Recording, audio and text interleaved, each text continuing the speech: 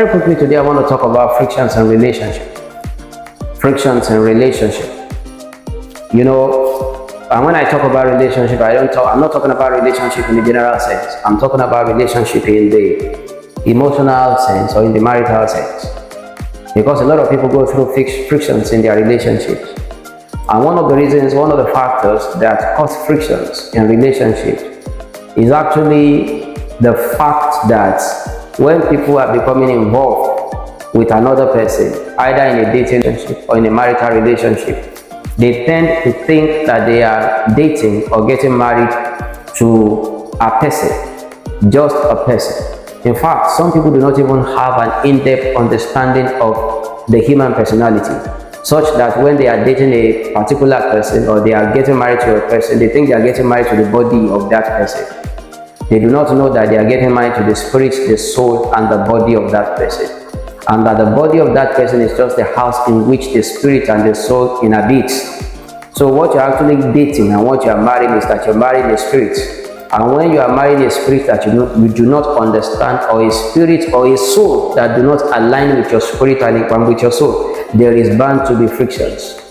So people marry or they date bodies that they align with, but the souls are not in alignment. The spirits are not in alignment. Why won't there be friction? There must be friction. The right thing is for there to be friction when two misaligned souls are joined together in a dating or a marital relationship. That's why you need to understand the kind of spirit you are dating before you get deeper into commitment. The kind of soul. When the person is born again, he goes to church, or she goes to church, and you have to be sure if they go to church, if they're actually born again, because not everybody that goes to church that is born again. You have to ensure that their salvation is ascertained and it is sure. So let's even say that, let's take it for granted that the person you are dating or the person you are courting or ready to get married to is actually born again. What about the soul? You see, the soul is such a dynamic entity. You have to be sure that you understand the soul of that person and that your souls are in alignment. In other words, your minds, your wills, and your emotions are in alignment. Your minds are in alignment. You think the same way, or even if you are not thinking exactly the same way, you think similarly. You believe in the same things. You have the same core values. You have the same orientations and outlook towards life. You have the same worldview or similar worldview. And even if your worldview, your orientations or outlook are not exactly the same, the outlook of the person you are dating or courting or getting married to should be such that even if they refuse to change, you can live with that kind of outlook.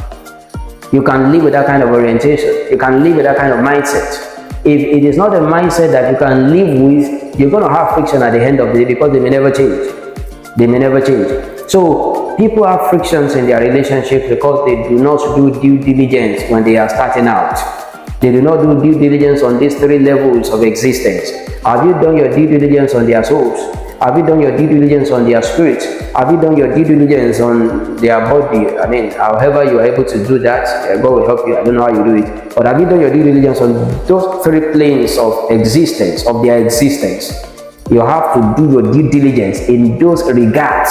And you have to ensure that you align. If you do not align today, are there possibilities of alignment later in the relationship? And if they refuse to align, can you manage? Can you live? Not even manage. Can you live and enjoy their misaligned self? If you cannot live and enjoy that misalignment, please do not commit.